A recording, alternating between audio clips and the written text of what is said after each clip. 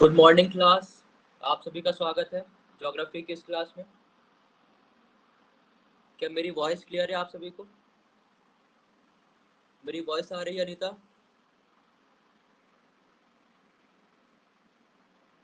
क्या मेरी voice clear है? प्लीज बताइए। ठीक है, तो शायद ये आपकी पहली क्लास है अनीता। ठीक है, भूगोल में हमने काफ़ी चैप्टर्स कवर कर लिए हैं क्योंकि आपने अभी लेट ज्वाइन किया है। इसलिए मैं आपको बता देता हूँ कि अभी हम क्या पढ़ रहे हैं, ठीक है, जिससे आपको समझ में आए कि क्या टॉपिक चल रहा है। देखिए, एक मिनट रुकिएगा।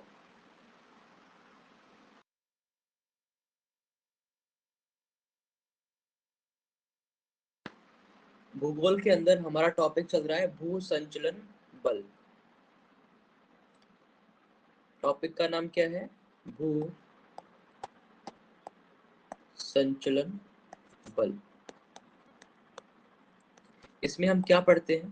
तो इस टॉपिक में हम ये पढ़ रहे हैं किस प्रकार से हमारे पृथ्वी पर दो प्रकार के बल लगते हैं, दो प्रकार के फोर्स काम करते हैं, जिसके कारण आपको पूरे धरती पर, पूरे पृथ्वी पर कई प्रकार के स्थल आकृतियां दिखाई पड़ती हैं, जैसे कि पहाड़, पठार, गड्ढे, ठीक है, घाटियां। इस प्रकार की जो आकृतियां बनती हैं, उनके कारण क्या हैं, उनको हम समझते हैं इस टॉपिक में। और वो कौन कौन से बल हैं उसके बारे में हम चर्चा कर रहे हैं। जैसे कि शॉर्ट में आपको समझाता हूँ, इसमें दो प्रकार के बल होते हैं। एक होता है आपका अंतर्जात, अंतर्जात बल,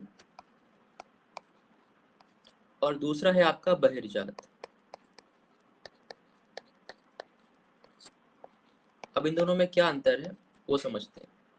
अंतर्जात का मतलब होता है ऐसा बल जो पृथ्वी के आंतरिक भाग से आता है। मान लीजिए आपकी पृथ्वी है, अंदर से जो बल बाहर की ओर लगेगा उसे हम बोलेंगे अंतर्जात बल, ठीक है। यानी उसका जन्म कहाँ पर हो रहा है? अंदर। जात मतलब होता है जन्म, अंतर मतलब अंदर। पृथ्वी के अंदर उस बल का जन्म होगा। उसका प्रभाव कहाँ देखने को मिलेगा? पृथ्वी की सतह पर, ठीक है।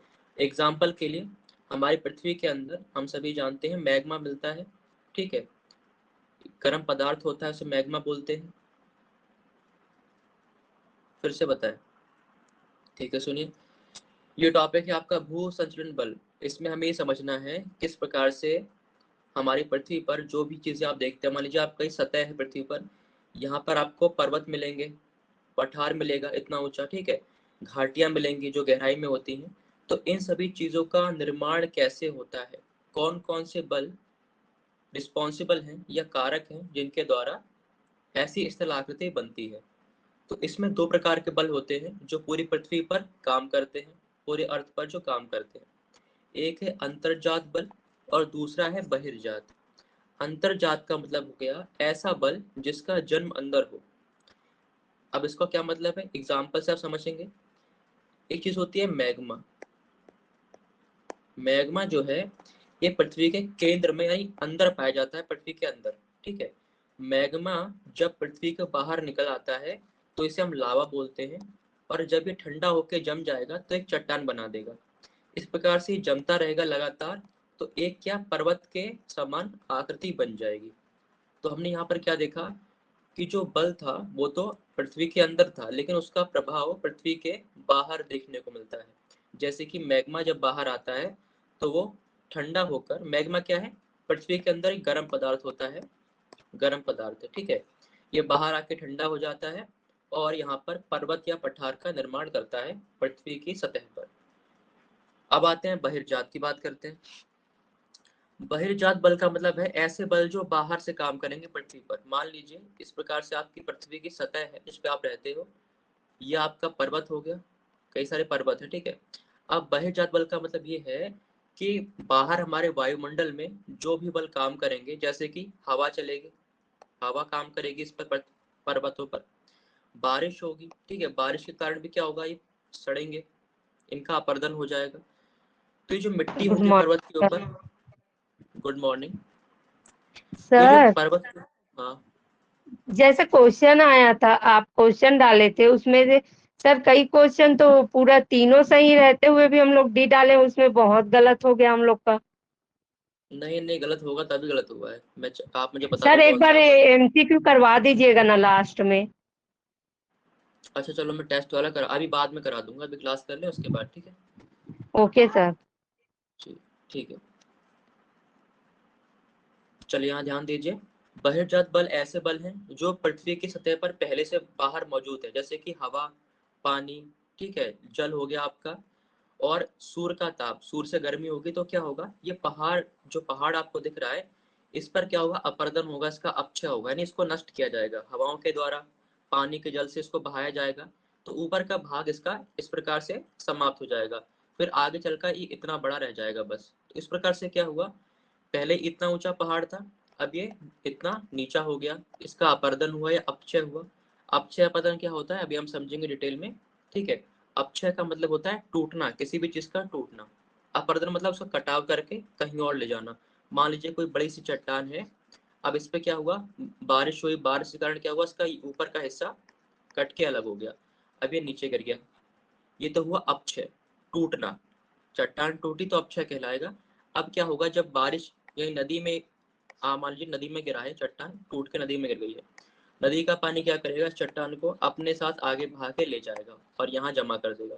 अब इसे कहेंगे आप अपरदन, ठीक है। तो अपक्षय और अपरदन अलग अलग क्रियाएं होती हैं जो कि बहिर्जात बल के अंतर आती हैं, जिनके द्वारा स्थल आकृतियों का, हम कह सकते हैं कि उसमें बदलाव आते हैं। जैसे कोई पहाड़ था, उसे काट कर पठार बना दिया, या फिर समतल जमीन बना दी। यदि मान लीजिए पहले पठार था इस प्रकार से, इसका अपक्षय हुआ, इसे काटा गया, फिर इसका अपरदन हुआ, तो क्या बन जाएगी, समतल जमीन बन जाएगी, फिर इस पे लोग रहना शुरू कर देंगे। तो इस प्रकार से हमारी पृथ्वी पर अंतर्जात बल और बहिर्जात बल कार्य करते हैं, जिनके द्वारा पृथ्वी पर कई प्रकार की आकृतियां दिखाई देती हैं। तो ये सब हम पढ़ चुके हैं, मैंने रिवीजन के लिए बता दिया है बस। उसके बाद हम जो पढ़ रहे थे पिछली क्लास में, उस टॉपिक पर आ जाते हैं। बहिर्जात बल के अंदर, बहिर्जात बल में हम पढ़ रहे थे पर्वत निर्माणकारी बल, पर्वत निर्माणकारी बल, ठीक है। ऐसे बल जिनसे पर्वतों का निर्माण होता है, इसकी हम चर्चा कर रहे थे। इसमें भी आपको हमने दो भाग बताए थे, एक आपका होता है तनाव का बल, एक बल आपका है तनाव बल, और दूसरा आपका है संपीड़न। दूसरा आपका क्या था, संपीड़न, ठीक है। तो तनाव बल का मतलब क्या होता है, दो चीजों में तनाव हो। मान लीजिए ये चट्टान थी बड़ी सी, कोई ब्लॉक है, पत्थर है, इसमें क्या हुआ, तनाव खिंचाव हुआ दोनों तरफ इस प्रकार से। अब क्या होगा, बीच में दरार पड़ जाएगी, तो आगे चलकर ये इस प्रकार से दो भाग में बढ़ जाएगा। इसे कहा जाता है तनाव बल, ठीक है, तनाव बल। संपीड़न क्या होता है, संपीड़न मतलब होता है कंप्रेस करना, दोनों ओर से बल लगा देना। मान लीजिए ये एक चीज है और एक पत्थर यहाँ पर है, इस पर भी बल लगाया गया और इस पर भी बल लगाया गया। अब होगा क्या, इसके इन दोनों पत्थरों के बीच में जो भी मलबा पड़ा हुआ है, जो भी गाद है, मलबा है, जो मुलायम पदार्थ है, ठीक है, कुछ ना कुछ तो पड़ा ही होगा बीच में। अब क्योंकि इन पत्थरों पर हम बल लगा रहे हैं तो पत्थर आगे आएंगे, आगे आने से क्या होगा, जो बीच में मलबा है इस पर भी क्या लगेगा, संपीड़न बल लगेगा, ये दबेगा। दबने से क्या होगा, आगे चलकर आप इस प्रकार देखेंगे कि मलबा जो है ऊपर उठने लगेगा, इस प्रकार से मलबा ऊपर उठ जाएगा, और इसी को हम क्या बोल देंगे कि पहाड़ का निर्माण हो गया है। तो पहाड़ दो तरह से बनेंगे, एक तो आपके तनाव बल के द्वारा पहाड़ बनते हैं, दूसरे संपीड़न बल के द्वारा भी पहाड़ बनते हैं। अभी तनाव बल में पहाड़ कैसे बनेंगे वो अभी मैं आपको समझाऊंगा। अभी बस आप ये समझ लो कि इसका मतलब क्या है। तनाव मतलब विपरीत दिशा में बल लगना, अपोजिट डायरेक्शन में बल का लगना, इससे क्या होगा, अलग हो जाएंगे एक पत्थर। और संपीड़न का मतलब होता है एक ही दिशा में बल लगना, जिसके कारण जो बीच में मलबा है वो दबेगा और वो मुड़कर एक पहाड़ की तरह संरचना का निर्माण कर देगा। तो ये बातें हम पढ़ चुके हैं, ठीक है, मैं बस रिवाइज करा रहा हूँ आप सभी को। अब इसमें भी हम पढ़ रहे थे संपीड़न को, ये भी हम पढ़ चुके थे।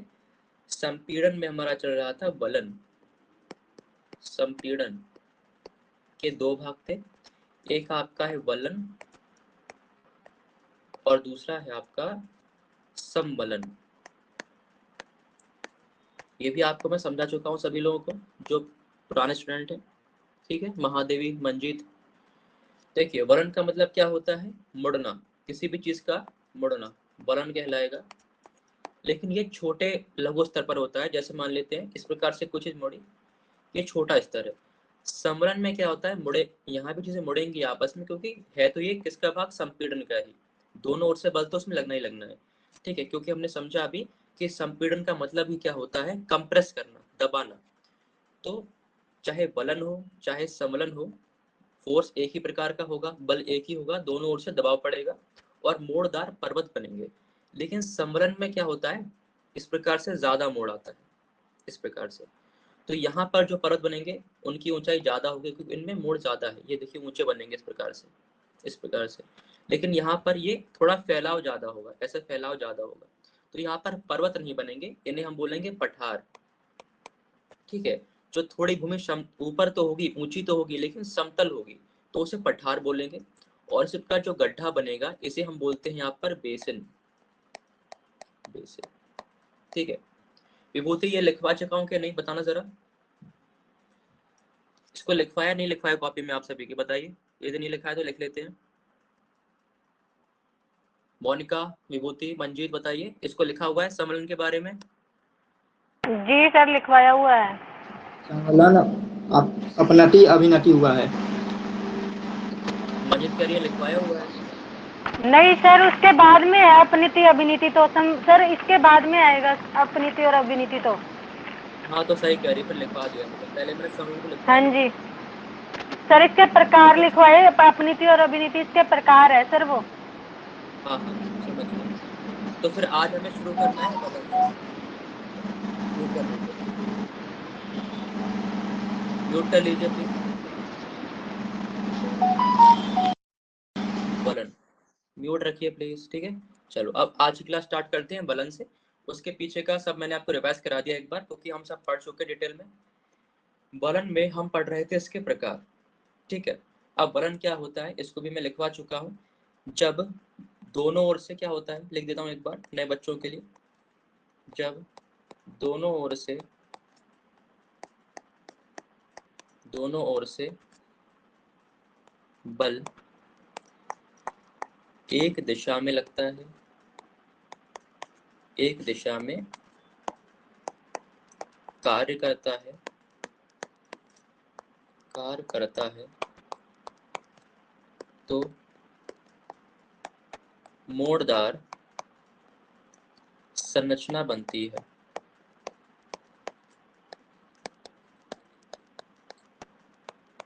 उसे वलन प्रक्रिया कहते हैं, उसे वलन की प्रक्रिया कहते हैं, ठीक है। और डायग्राम बनाने के लिए आप क्या कर सकते हैं, इस प्रकार से बनाएंगे एक, और इस प्रकार से एक ए और बी चट्टाने हैं, और बीच में मलबा भरा हुआ है, गाद है, मलबा है, ठीक है। फिर आगे चल के क्या होगा, ये पास में आ जाएंगे, क्योंकि बल लगता है दोनों ओर से।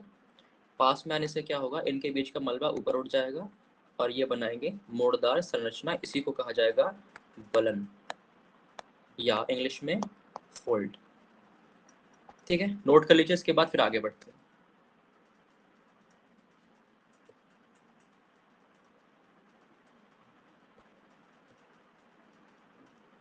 हो गया सभी का, आगे बढ़े, बताइए, नोट हो गया है? जी सर। ठीक है, चलो। अब हमने लास्ट क्लास में जो पढ़ा था वो था अवनति और अभिनति, उसको मैं एक बार फिर से रिवाइज करा देता हूँ आप सभी को कि वो क्या चीज है। देखो फोल्ड तो पड़ेगा, ये समझ में आ गया, बलन पड़ेगा, जब दोनों ओर से दबाव लगेगा तो बीच की चीज उड़ जाएगी। इसका प्रैक्टिकल आप कैसे करोगे, एक पेज लो और दोनों हाथों से पकड़ो और दोनों हाथों को पास मिलाओ, तो पेज होगा ऊपर उठ जाएगा, ठीक है, या फिर नीचे की ओर चला जाएगा, दो चीजें होंगी, उसी को हम फोल्ड बोलते हैं। अब देखो इसमें कुछ शब्द थे, एक था आपका अवनति, फोल्ड में ही चल रहा है, सभी लोग ध्यान दीजिएगा, उसी के अंदर ये आपके और टॉपिक्स हैं, अवनति और अभिनति। मान लीजिए किसी जगह पर बहुत सारा मलबा था, इस प्रकार से, ये एक चट्टान थी बड़ी सी, ये पूरा मलबा भरा हुआ है इस प्रकार से, और ये दूसरी चट्टान है, इनमें बल लगा बाहर से इस प्रकार से, ठीक है। अब क्या हुआ, यहाँ पर मोड़दार संरचना जो है, इस प्रकार से इसका विकास हुआ। अब इसमें जो ऊपर का भाग होता है, ठीक है, ऊपर उठा भाग, इसे क्या बोलते हैं? अवनति। और जो नीचे का भाग होता है इसे क्या बोल देते हैं? अभिनति। क्या बोलते हैं? अभिनति। ठीक है, तो ऊपर होता है अवनति और नीचे होता है अभि। इसको आपको याद रखना है, स्टेटमेंट वाइज सवाल बनेगा कि जब वलन की प्रक्रिया होती है, जब वलन की प्रक्रिया होती है तो नीचे धंसा हुआ भाग अवनति कहलाता है। अब ये मैंने गलत बोला है, ठीक है, सवाल तो ऐसे ही बनेगा, सीधा आपको नहीं दिया जाएगा। सवाल कैसा आएगा कि नीचे धंसा हुआ भाग अवनति कहलाता है। अब आपको पता है कि ये तो गलत है, अवनति तो ऊपर का भाग होता है, तो आपका ये स्टेटमेंट कथन गलत हो जाएगा। ठीक है, इस प्रकार से आपको ध्यान देना होगा। तो आपको याद रखना है, नीचे होगा अवनति और ऊपर अवनति। याद कैसे करोगे? अभी मतलब होता है नीचे, ऐसे उन्नति पढ़ती हो आप, उन्नति शब्द, उन्नति तो ऊपर की ओर करता है इंसान, अवनति वैसे याद कर सकते हैं, उन्नति या अवनति। ठीक है, ऊपर की ओर क्या होगी? अवनति होगी और नीचे अभिनति होगी। अभि मतलब नीचे की ओर। ठीक है, अब इसके बाद कुछ और इसके प्रकार है, उसको जानने से पहले मैं आपको इसके इफेक्ट लिखवा दूं कि वलन के प्रभाव क्या पड़ते हैं। वो जरूरी है क्योंकि वहां से क्वेश्चन आते हैं एग्जाम में। वलन के प्रभाव यानी पूरे विश्व में हमें कहाँ कहाँ पर वलन की प्रक्रिया देखने को मिलती है और उससे क्या क्या चीजें बनी है पृथ्वी पर, वो आपके लिए इम्पोर्टेंट है, वहां से सवाल बनता है। सबसे पहले इसका प्रभाव आपको देखने को मिलता है, वो है आपका हिमालय। जो हमारे हिमालय पर्वत है उनका निर्माण भी इसी प्रक्रिया से हुआ है। जहाँ पर आप यह देखिए डायग्राम जो ऊपर बना हुआ है, हुआ क्या था अभी समझ लीजिए। जब हिमालय पढ़ेंगे अलग से तो वहां फिर बताऊंगा आपको डिटेल में। सॉरी, देखिए हुआ ये था, यहाँ पर चाइना की प्लेट है, ऊपर चाइना हमारे सभी जानते हैं, ठीक है, चाइना, और ये आपका भारत। हम सभी ने पढ़ा था शुरुआत में कि भारत जो है गोंडवाना का हिस्सा था। हमने क्या बात पढ़ी थी कि शुरुआत में पूरी पृथ्वी एक भूखंड थी। ठीक है, जब पृथ्वी बनी तो एक ही लैंड मास था, एक ही भूखंड था। फिर ये बाद में आपस में टूट गए थे, इस प्रकार से दो हिस्से बन गए थे पृथ्वी के भूखंड के। ऊपर का था आपका लॉरेंसिया एल से और नीचे था गोंडवाना। ठीक है, जी फॉर गोंडवाना। इसी गोंडवाना का भाग क्या था? हमारा भारत था। तो फिर आगे चल के क्या हुआ? भारत भी इससे अलग हुआ। भारत जब अलग हो गया फिर इसने चलना शुरू किया उत्तर की ओर, उत्तर और पूर्व की ओर, उत्तर और पूर्व इस दिशा में चलना शुरू किया इसने। जब ये चलते हुए आगे पहुंचा तो इसको चाइना यहाँ पर मिला। चाइना की एक प्लेट है, हम सब जानते हैं कि हमारे जो पूरे पृथ्वी के भूखंड है वो पृथ्वी पर प्लेट के रूप में तैरते हैं, किस पर? दुर्बलता मंडल पर। ये चीज हम समझ चुके हैं पहले। तो ये क्या है? चाइना की प्लेट थी। अब क्या हुआ? बीच में ही मलबा था इस प्रकार से। तो भारत की प्लेट जब पास में पहुंच रही है तो क्या होगा? ये मलबा ऐसे उठता जाएगा और जब मलबा उठेगा तो यहाँ पर क्या बनेंगे? पर्वत बनेंगे। तो इसी प्रकार से हमारे हिमालय पर्वतों का निर्माण हुआ है। ठीक है, लिखेंगे यहाँ पर हिमालय पर्वतों का निर्माण। सबसे ऊंची पर्वतमाला है ये, सबसे ऊंची पर्वतमाला।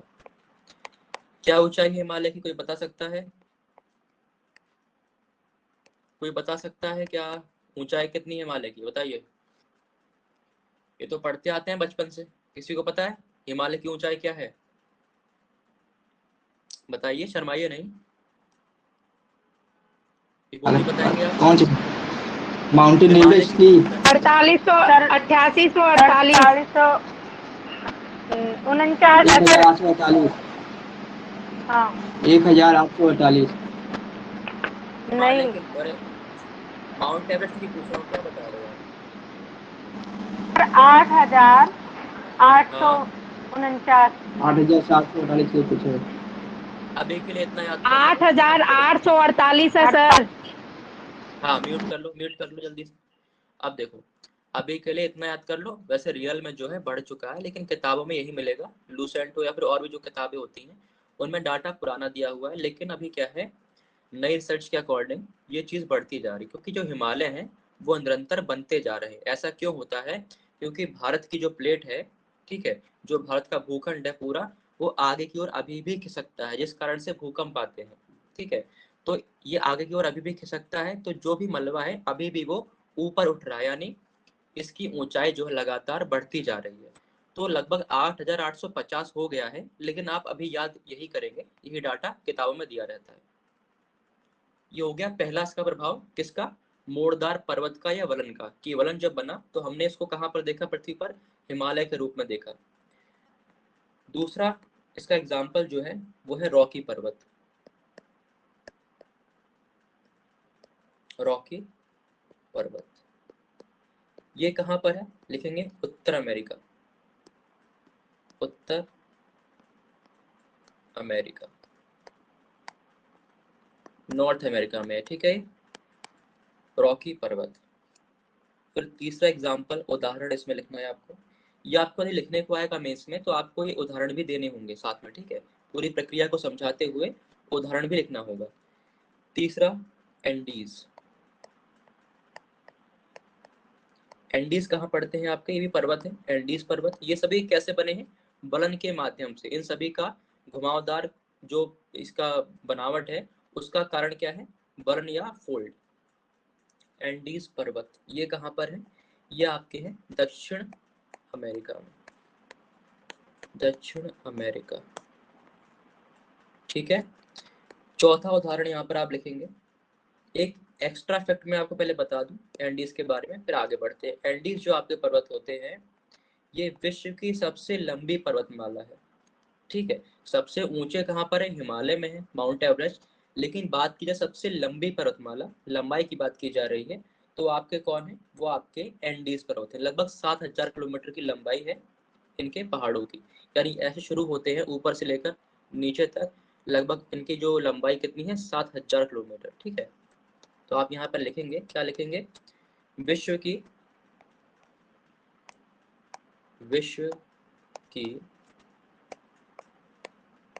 सबसे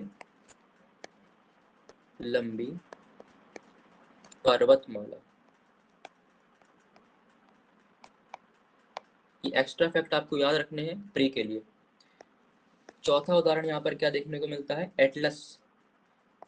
एटलस आपने साइकिल सुनी होगी, लेकिन एक पहाड़ भी है एटलस नाम से, ठीक है, एटलस। एटलस कहाँ पर है? ये उत्तरी अफ्रीका में है। अफ्रीका में मोरक्को देश पड़ता है, उसके आसपास के क्षेत्र में। तो अभी आप अफ्रीका लिख लीजिए बस, अफ्रीका। जब मैपिंग आपको कराऊंगा तो ऐसी मैपिंग कराऊंगा कि आपको जिंदगी भर याद रहेगा। सारे कॉन्टिनेंट, सारी चीजें कहाँ पर क्या है, दिमाग में एकदम सेट हो जाएगा। इतनी प्रैक्टिस करा दूंगा आपको। एटलस में, एटलस क्या है? पर्वत है, ठीक है, लिखना ब्रैकेट में, नहीं आप समझ नहीं पाए, पर्वत है, ये अफ्रीका में है। पांचवा उदाहरण इसमें आपको लिखना है अपलेशियन पर्वत। अपलेशियन पर्वत, अपलेशियन पर्वत ये कहाँ पर है? ये भी आपका नॉर्थ अमेरिका में है। मैं शॉर्ट में लिख रहा हूँ, समझ जाइएगा, नॉर्थ अमेरिका, उत्तरी अमेरिका। छठवां उदाहरण यहाँ पर आपको मिलेगा देखने को, आल्प्स माउंटेन। आल्प्स ये कहाँ पर है? ये यूरोप में, यूरोप महाद्वीप पर। तो इस प्रकार से कुल आपके 6 उदाहरण यहाँ पर इंपॉर्टेंट है, जो आपको याद होना चाहिए। साथ ही साथ आपको इसको लिखना भी पड़ेगा जब मेंस का सवाल आएगा इसके ऊपर, ठीक है। नोट हो गया सभी का? बताइए। यस सर, नॉर्थ अमेरिका है ना सर? हाँ, नॉर्थ अमेरिका है, उत्तरी अमेरिका, यस सर। इन महाद्वीपों पर यह स्थित है। क्लियर है? Yes sir. यदि आप डायग्राम बनाना चाहें इसका तो बना सकते हैं, जैसे कि मैं छोटा सा डायग्राम बना के आपको दिखा देता हूँ।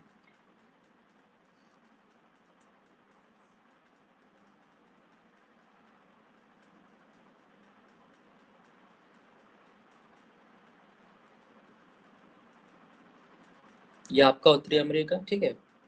समझने के लिए हमको बना लेना है रफ डायग्राम,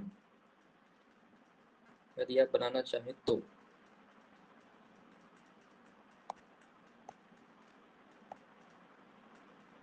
ये आपका ब्राजील, अर्जेंटीना, इस प्रकार से। ये आपका दक्षिण अमेरिका है, ठीक है। तो उत्तरी अमेरिका में हमने क्या पढ़ा था? रॉकीज के बारे में। तो यहाँ पर आप बना सकते हैं। रंग ले लेते हैं दूसरा, इस प्रकार से। तो रेड ले लेता हूँ। यहाँ से लेके आपका यहाँ तक नीचे चलते जाएंगे, नीचे नीचे नीचे। ये आपका क्या है, ये आपके हैं रॉकी पर्वत, ठीक है। रॉकी पर्वतमाला कहाँ है, उत्तरी अमेरिका में है। फिर बात करते हैं यहाँ पर, इस प्रकार से पर्वत चलेंगे साइड साइड में। ये आपके कौन से थे, ये एंडीज पर्वत है। इस प्रकार बना लीजिए, बनाना चाहे तो, जिससे आपको याद रहेगी कि लोकेशन कहाँ पर है। बना रहे हैं कि नहीं बना रहे हैं, बताइए।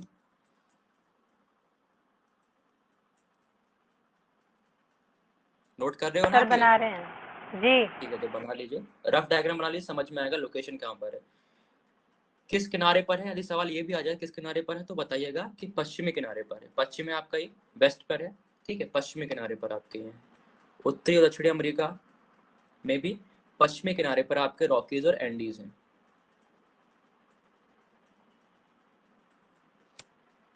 अब बात करते हैं अफ्रीका की, ठीक है। अफ्रीका भी बना देते हैं छोटा सा डायग्राम इस प्रकार से। ये यहाँ से इक्वेटर जाएगा अफ्रीका को, तो तीनों लाइनें कट करती हैं, तो हम इसको थोड़ा सा ऊपर से बनाएंगे इस प्रकार से।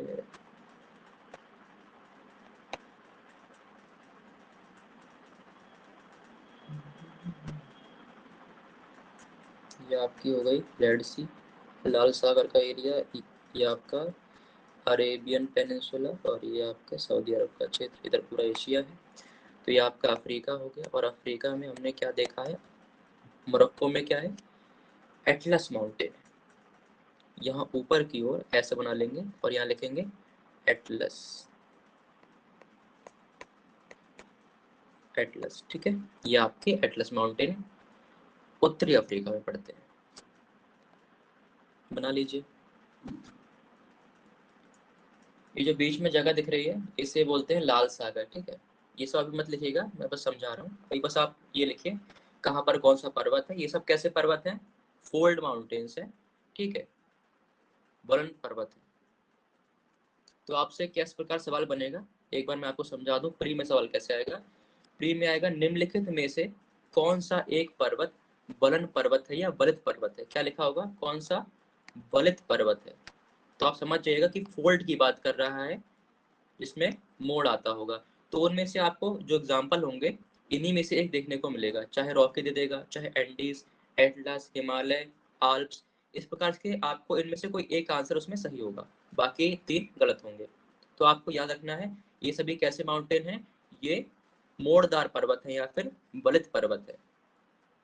नोट हो गया, सॉरी, नोट हो गया सभी का, एवरीवन नोट हो गया है।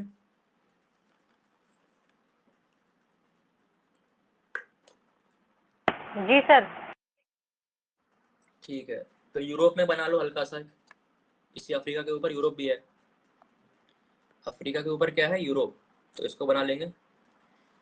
यहाँ पर जगह भी नहीं बची है। ये आपका स्पेन हो गया, स्विट्जरलैंड, इटली, इस प्रकार से बस ऐसे करके बना लो हल्का सा, क्योंकि हमें बस इतने का ही काम है यूरोप में। और यहाँ पर जो आपका है ना स्विट्जरलैंड, इस प्रकार से बना लीजिए। यहाँ लीजिए आल्प्स माउंटेन, आल्प्स, आल्पस या आल्प्स पर्वत। बाकी हिमालय तो आपको पता ही है भारत में, तो उसे बनाने की आवश्यकता नहीं है। ये चीज़ें नहीं थी आपको पता, तो मैंने आपको बता दिया है। रॉकी कहाँ पर है, उत्तरी अमेरिका में है, ठीक है। और दक्षिण अमेरिका में एंडीज पर्वत है, जो सबसे लंबा पर्वत है, जिसकी लंबाई लगभग 7,000 किलोमीटर की है। एटलस कहाँ पर है, अफ्रीका में है। उसी प्रकार से आल्पस जो माउंटेन्स हैं वो आपके यूरोप में पड़ते हैं, स्विट्जरलैंड के आसपास। सर आपने लंबाई कितनी बताई इसकी? 7,000 किलोमीटर, 7,000। हो क्या सभी का? अभी जितना बता रहा हूँ उतना लिखो, क्योंकि मैं अलग से कराऊंगा आपको मैपिंग, उसमें सारी चीजें मैं लिखवाऊंगा, ठीक है। नदी के बारे में, पर्वतों के बारे में, उसके लिए निश्चिंत रहिए। आप बस क्लास अच्छे से करा करो, तो ज्योग्राफी आपके लिए एकदम हलवा हो जाएगा, बहुत सिंपल। तो ये हमने समझ लिया पर्वतों के बारे में। अब आगे बढ़ते हैं, प्रकार समझ लेते हैं, ठीक है। ये आपके उदाहरण थे, जितने भी थे आपके क्या थे, उदाहरण। अब हमें पढ़ना है प्रकारों के बारे में, वलन के प्रकार।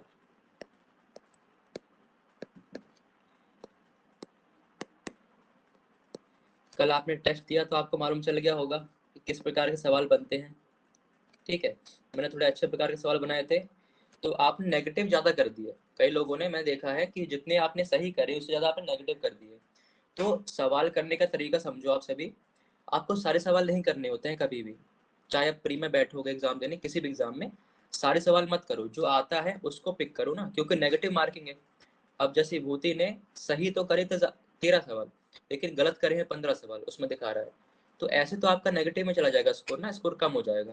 तो जो आता है सिर्फ वही करो, तुक्का नहीं मारना है, जो नहीं आता उसको छोड़ दो, नहीं तो आपका जो है अंक जो है वो घाटे में चला जाएगा, ठीक है। ध्यान रखना आगे से जितने सवाल आए सर उतने वो बात अटेम्प्ट नहीं, किया करो। हेलो हेलो हाँ सर वो बात नहीं थी, प्रॉब्लम ये हो रही थी कि आंसर चारों सही मिल रहा था, लेकिन ऑब्जेक्टिव ओनली एक के लिए बता रहा था। जब आंसर चेक करे तो चारों सही बता रहा, आंसर मिल रहा था, लेकिन जब एक देख रहे थे वो ऑब्जेक्टिव नहीं था, चारों का एक ही बता रहा था। अच्छा अच्छा, इस आप तो थोड़ा चलो मैं क्लास में थोड़ा जाकर सॉल्व करा दूंगा सभी के लिए, तो सबका रिवर्स जाएगा। पर आपने अच्छा ओके। किया मैम, चलो अच्छी बात है, ठीक है। चलो समझते हैं प्रबलन के प्रकार। म्यूट रखिएगा। अब हम पढ़ रहे हैं बलन के प्रकार। इसमें भी कई प्रकार के आपको मोड देखने को मिलेंगे। सिंपल मोड होगा, कोई टेढ़ा मोड होगा, उसको समझते हैं। सबसे पहला यहाँ पर जो आएगा वो है आपका, लिखेंगे सममित बलन। सममित बलन। अब इसका इंग्लिश तो बहुत इजी है, हिंदी में कठिन शब्द है। सममित आप समझ नहीं पा रहे होंगे, इंग्लिश भी आप लिख लो जिससे आपको याद रहेगा। सिमेट्रिकल। सिमेट्रिकल, जब कोई चीज बराबर अनुपात में होती है तो हम उसको बोलते हैं सिमेट्रिकल है वो, ठीक है। जैसे मान लीजिए इस प्रकार से सर्कल है और इसको बीच में से काटा, दोनों भाग का अनुपात बराबर है, तो क्या बोलेंगे? सिमेट्रिकल है। हिंदी में क्या है? सममित। अब इसको समझते हैं कि ये बलन में कैसे काम करता है। इसे इरेज कर दूं सर्कल को मैं। देखिए इस प्रकार से बनाएंगे हम डायग्राम कि एक ये बलन है इस प्रकार से। अब यहाँ पर आप जो देख पा रहे हैं कि इसकी जो ढाल है, ये ढाल है इस साइड में और इस साइड में, दोनों साइड में ढाल का जो कोण है, जो एंगल है ढाल, वो लगभग बराबर है। तो इसे हम क्या बोलते हैं? सममित। इसको बीच में से डिवाइड करेंगे ऐसे, ठीक है। तो इधर की ढाल और इस साइड की ढाल, यानी पूरब की और पश्चिम की ढाल जो है वो बराबर है, इसकी भुजाएं बराबर हैं, उसकी लंबाई बराबर है। इसे हम बोल देते हैं सममित वलन। तो यहाँ पर आप लिखेंगे सभी लोग वलन। ये प्री के लिए इंपॉर्टेंट है, बाकी लिखने को आ जाएगा तो वहां पे आप लिखेंगे वलन के प्रकार, ठीक है। वलन की दोनों भुजाओं, ये क्या है? इसकी भुजा है, ठीक है। ये एक, ये दूसरी भुजाओं की लंबाई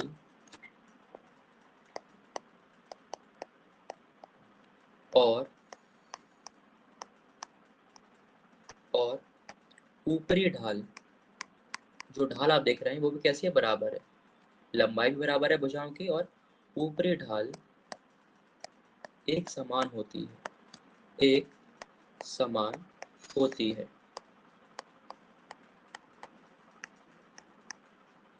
क्लियर है सभी को? समझ में आ गया? कोई डाउट तो नहीं है? समझ में आ गया? अनीता आपको समझ आ रहा है ना? आपकी पहली क्लास है, हो सकता है Yes, समस्या आ sir. रही हो। ठीक है अनीता, आपको आ रहा है समझ में? बताइए।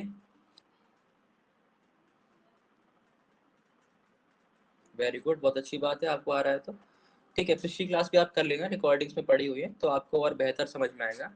बाकी मैं आराम से पढ़ाता हूँ तो नए बच्चों को भी दिक्कत नहीं होती। ये हो गया आपका पहला सममित। कोई बात नहीं जावेद, अब कोई सबकी कुछ ना कुछ दिक्कतें रहती, हो सकता है कुछ मजबूरी हो आपकी, ठीक है। चलिए कोई बात नहीं। दूसरे नंबर पे आते हैं सममित के बाद। अब इसका उल्टा हो जाएगा एसिमेट्रिकल या फिर असममित। असममित, ये क्या है? एसिमेट्रिकल, यानी यहाँ पर हम बांटेंगे जब दोनों भागों को तो बराबर नहीं होगा, असमान होगा, ठीक है। एसिमेट्रिकल इंग्लिश में थोड़ा आसान शब्द है इसलिए मैं इंग्लिश लिख देता हूँ, बाकी हिंदी में तो आपको लिखाई दिया असममित। अब यहाँ पर क्या करेंगे आप? सेम टू सेम नोट करिए, जो भी यहाँ नोट किया है ना, यहाँ से लेकर वलन से लेकर आप ऊपरी ढाल तक, फिर यहाँ पर लिखना समान नहीं होती, ठीक है। यहाँ से लेकर वलन से ढाल तक नोट कर लो सभी लोग, और उसके बाद लिखो समान, एक समान नहीं होती, एक समान नहीं होती, ठीक है। इतना नोट करना है पीछे बस, ढाल तक पूरा सेम टू सेम लिखो। उसके बाद क्या लिखोगे आप सभी, एक समान नहीं होती, और डायग्राम बना लेंगे इस प्रकार से, ठीक है। ढाल कैसी हो गई, अलग अलग हो गई, और लंबाई भी कम ज्यादा हो गई। हो जाए तो बता दीजिएगा, फिर मैं आगे बढ़ जाऊंगा। लिख लिया सभी ने, ठीक है, सबका हो गया है, सभी का हो गया, आगे बढ़े। जी सर। ठीक है, चलो तीसरे पे आते हैं। तीसरा आपका यहाँ पर है मोनोक्लाइनल। अब हिंदी में भी कठिन शब्द है, मोनोक्लाइनल समझ में आता है, मोनो मतलब एक होता है, ठीक है। अब हिंदी में लिखेंगे एक दिग्नत, एक, कई बार कुछ शब्द जो होते हैं ना इंग्लिश में सही रहते हैं, तो आप इंग्लिश वाला याद कर लिया करो, एक दिग्नत। इंग्लिश में हम लिखा देते हैं इसको मोनोक्लाइनल।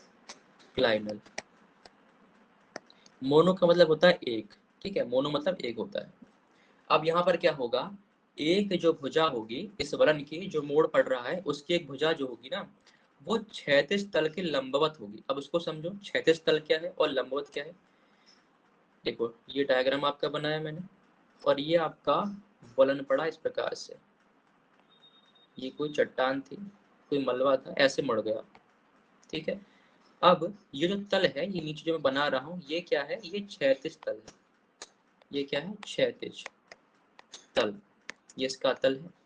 अब इसमें एक भुजा क्या होगा, उसका जो कोण बनेगा वो 90 डिग्री। अब देखेंगे ये जो कोण बन रहा है तल के साथ, ये कैसा है, 90 डिग्री का है, सीधा कोण है। तो एक दिग्नत में क्या होता है, भुजा जो होती है वलन की, उसकी एक भुजा क्षैतिज तल के यानी इस तल के लंबवत, लंबवत मतलब होता है 90 डिग्री पर होती है, ठीक है। अब इसको लिखेंगे, नोट कर लीजिए, ये डायग्राम बना लीजिए, फिर मैं लिखवाता हूँ। सभी डायग्राम बना लें, और जब हो जाता है तो मुझे प्लीज बता दिया करो, ठीक है, मुझे पूछना पड़ता है बार बार। आगे बढ़ सकते हैं अब, ठीक है चलो, तो इसको लिखते जी हैं, सर। नोट करेंगे सभी लोग। इसके अंदर में आप एक भुजा, ऐसे लिखिए, वलन की एक भुजा क्षैतिज तल से, क्षैतिज तल के लंबवत होती है, के लिखें, के लंबवत, यानी कि ब्रैकेट में लिखेंगे 90 डिग्री लिख लेंगे समझने के लिए, लंबवत होती। ये हो गया आपका तीसरा प्रकार। अब आते हैं चौथे प्रकार की ओर।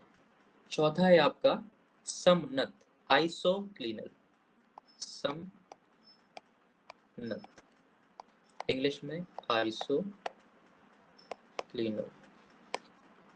आइसो का मतलब होता है दोनों तरफ बराबर होगा। अभी क्या हो रहा था कि क्षैतिज तल के लंबवत थी एक भुजा, ठीक है।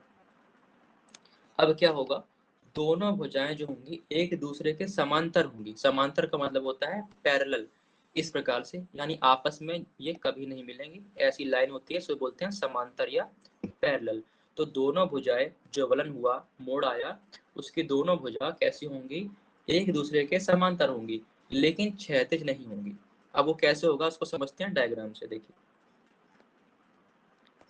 इस प्रकार से, ये आपका मोड़ पड़ा है इस प्रकार से। अब देखिए, एक भुजा ये वाली है, एक भुजा ये है, दूसरी ये भुजा है, आपस में कैसी है आप देखेंगे तो ये समांतर है, इस प्रकार से देखिए समांतर, ये ऊपर की ओर ऐसे, ये कभी मिलेगी नहीं लाइन, यदि आप ऐसे खींचे इसको, तो क्या है, ये आपस में समांतर है, लेकिन क्षैतिज नहीं है। क्षैतिज कब होती है, जब पूरी लेट जाती, यदि ये पूरी जो भुजा है ऐसे लेट जाती इस प्रकार से, इस प्रकार से यदि होती, तो क्या बोलते हैं हम, क्षैतिज है, क्योंकि लेटी हुई लाइन को क्या बोलते हैं, क्षैतिज। लेकिन अब ये ऊपर की ओर है, इसलिए हम क्या बोलते हैं कि क्षैतिज नहीं है परंतु समांतर है, तो ये क्षैतिज नहीं है। क्लियर हो गया डायग्राम से आपको? लिखे, चलिए नोट करिए इसमें। वलन ये वाला बनाएंगे आप, इसमें राइट टिक करेंगे और ऐसे बना के इसको क्रॉस कर देना, समझ में आ जाएगा कि क्षैतिज नहीं है। ठीक है, दोनों बना लेना समझने के लिए। वलन की दोनों भुजाएं, वलन की दोनों भुजाएं एक दूसरे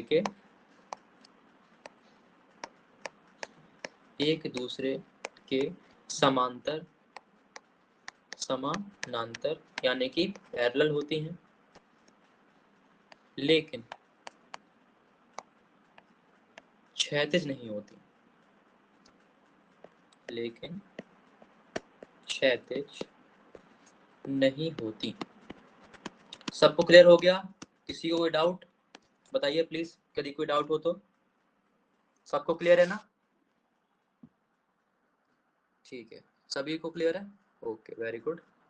तो अभी तक हमने हेलो चार सर, प्रकार, बताइए। बैक करिए थोड़ा सा। तो चार प्रकार हमने पढ़े। पहला आपका था जहाँ पर आपने पढ़ा कि दोनों भुजाएं लंबाई में भी और ढाल उनके बराबर है, जिसे हमने बोला सममित या सिमेट्रिकल। फिर हमने क्या पढ़ा कि ढाल और लंबाई असमान है, बराबर नहीं है, तो वो हो गया असममित या एसिमेट्रिकल। फिर आपने पढ़ा एक दिग्नत, यानी कि एक जो भुजा है वो कैसी है, 90 डिग्री पर झुकी है क्षैतिज तल से। फिर हमने अभी पढ़ा समनत, यहाँ पर क्या मतलब हुआ कि दोनों भुजाएं जो है इस प्रकार से मुड़ी हैं कि आपस में समांतर है, समानांतर है, पैरेलल है, लेकिन जो क्षैतिज तल है वो क्षैतिज नहीं है, वो झुकी हुई नहीं है। ठीक है, ये आपके चार प्रकार हुए।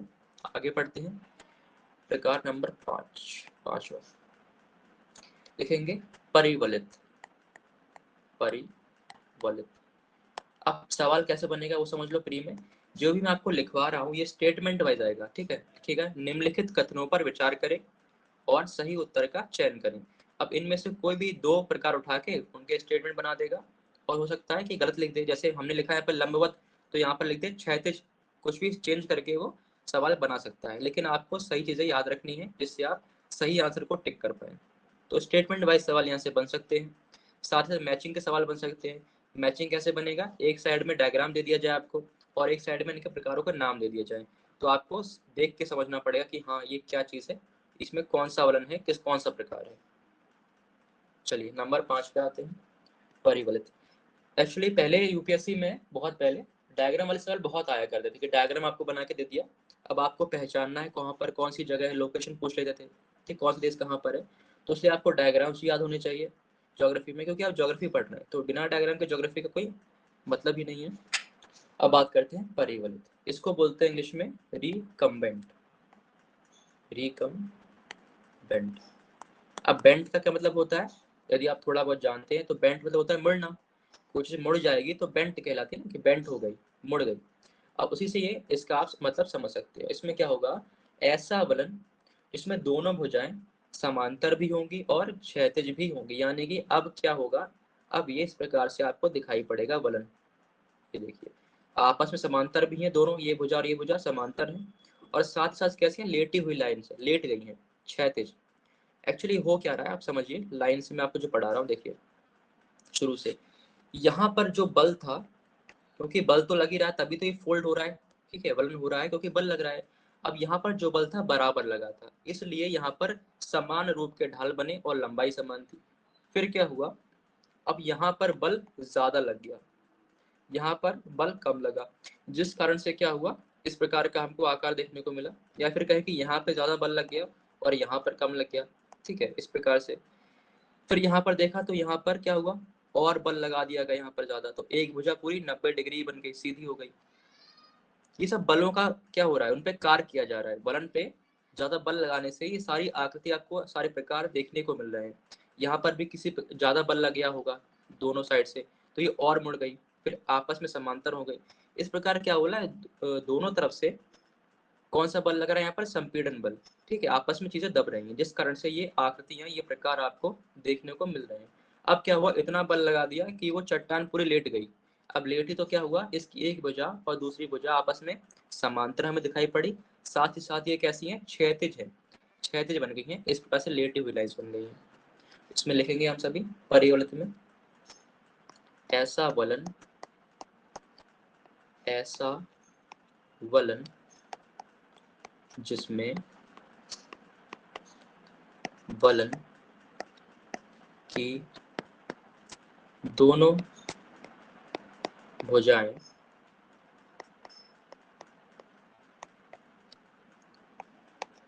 एक दूसरे के समानांतर हों,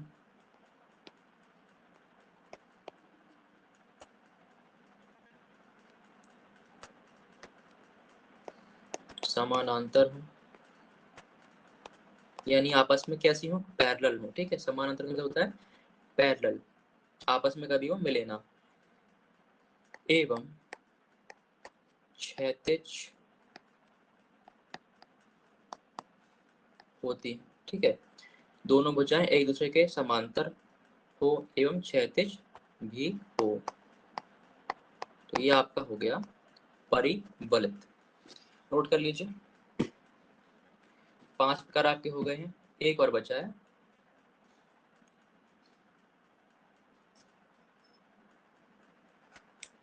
हो गया सभी का, एवरीवन प्लीज बताइए। ठीक है, चलो आगे बढ़ते जी हैं, सर। अब आते हैं। ठीक है, ठीक है।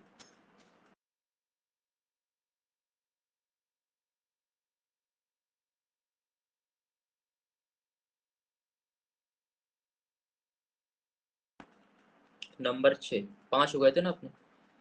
हाँ, नंबर 6 पर आएगा आपका प्रतिवलित। कंफ्यूज नहीं होना है, 5 नंबर पे क्या लिखा है, परिवलित। ठीक है, परि, और यहाँ पर है प्रतिवलित, प्रतिवलित, प्रतिवलित।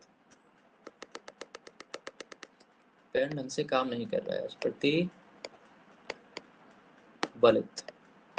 इंग्लिश में ओवरटर्न, ओवरटर्न्ड फोल्ड, यानी बहुत ज्यादा मुड़ जाए जब फोल्ड, जब वलन जो है उस पर अत्यधिक बल लगा दिया जाए वो एक्स्ट्रा मुड़ जाएगा। यानी अब क्या होगा, इस प्रकार से कोई चीज थी, अब इस पे और बल लगा दिया, दोनों तरफ से बल लगा दिया, अब क्या हुआ, ये इस प्रकार से ऐसे मुड़ गया, इस प्रकार से। ठीक है, इसमें क्या हुआ, मुड़ाव आ गया बहुत ज्यादा, तो ये हो गया ओवरटर्न। अब इसको लिख लेते हैं,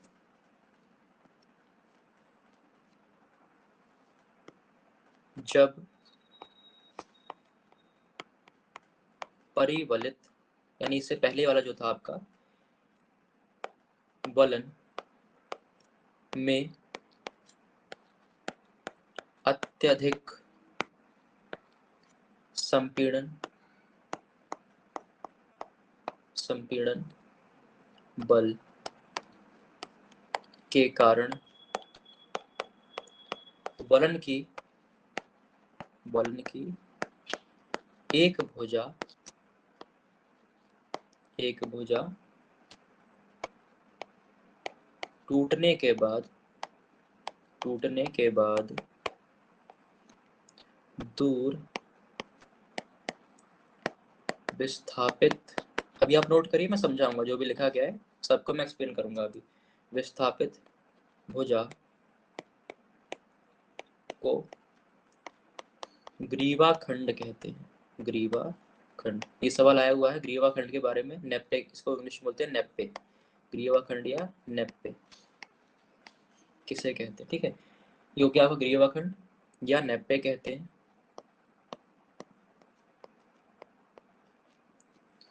उसके बाद इसमें लिखेंगे, जिस तल पर,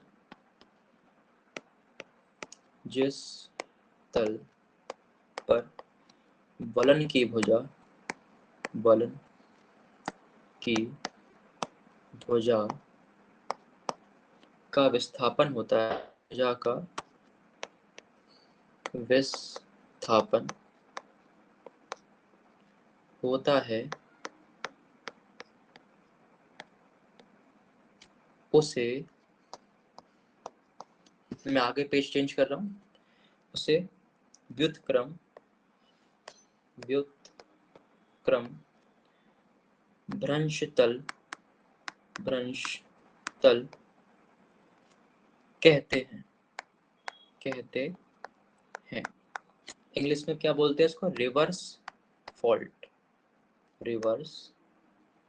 फॉल्ट। ठीक है, सभी का नोट हो गया? फिर मैं समझाऊंगा, पहले नोट कर लीजिए।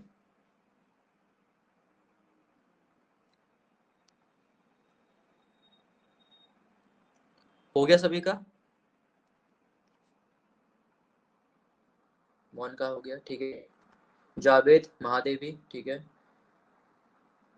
चलो सभी का हो गया। अब इसको थोड़ा समझ लेते हैं, एक्सप्लेन कर देता हूँ मैं आपको क्या चीज है ये, ठीक है।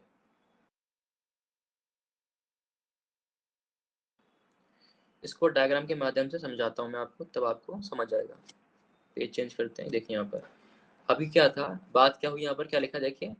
जब परिवलित वलन में क्या हो, अत्यधिक बल लग जाए, कौन सा? संपीड़न बल। उसके कारण क्या होता है, वलन की एक भुजा टूट जाएगी और टूटने के बाद दूर चली जाएगी, दूर विस्थापित हो जाएगी, दूर चली जाएगी बहुत।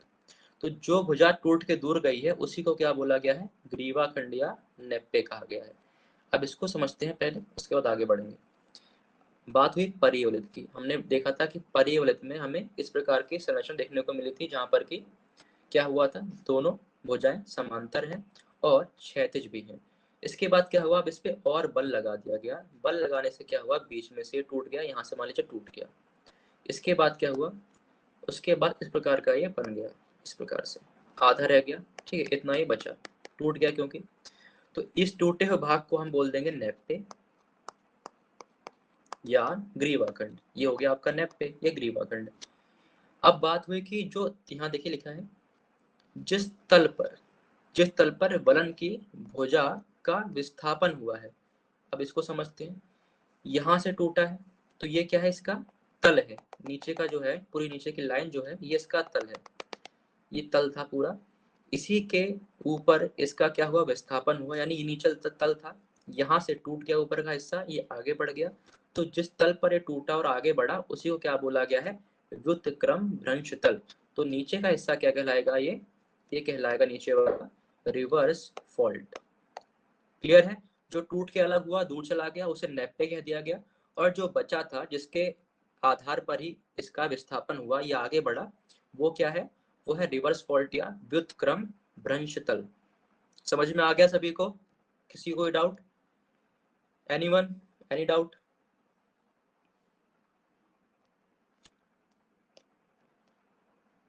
ठीक है, सबको आ गया है ना?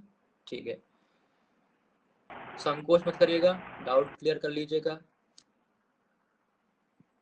चलिए, सबको समझ में आ गया है, बहुत अच्छी बात है। अब इसमें एक चीज आपको आगे इसी में और लिखना है, भी खत्म नहीं हुआ था। ये 2 पॉइंट आपको समझा दिए मैंने, अब इसमें एक पॉइंट आपको और लिखना है इसी के नीचे।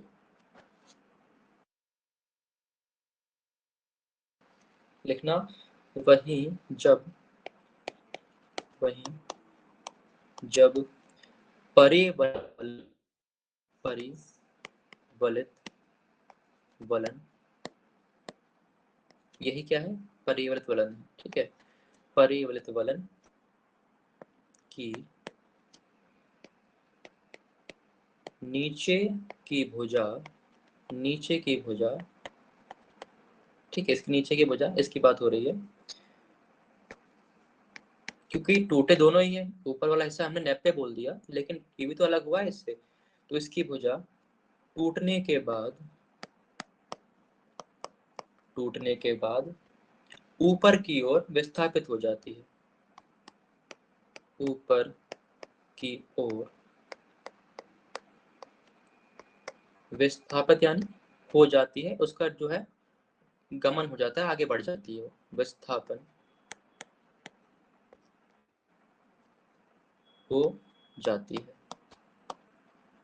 विस्थापित हो जाएगा, विस्थापित लिखेंगे, विस्थापित हो जाती है, ठीक है, विस्थापित हो जाती है, विस्थापित हो जाती है। तब क्या कहलाता है, वो कहलाता है प्रतिबलित वलन, जिसके बारे में हम हेडिंग बनाकर लिख रहे थे। तब वह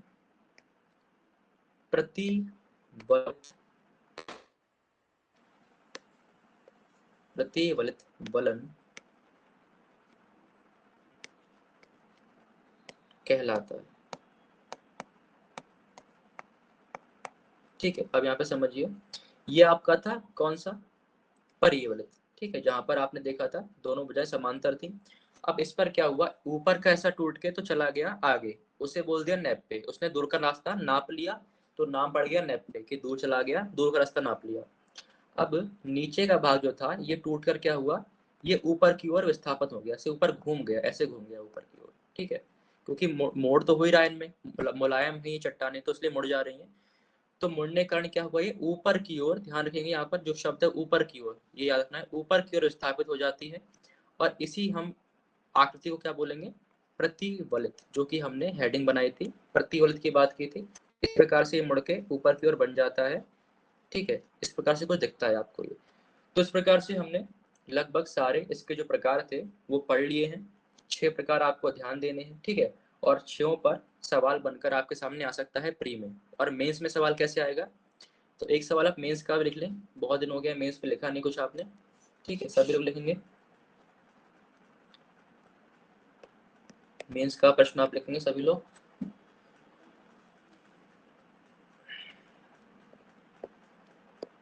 वलन क्या है,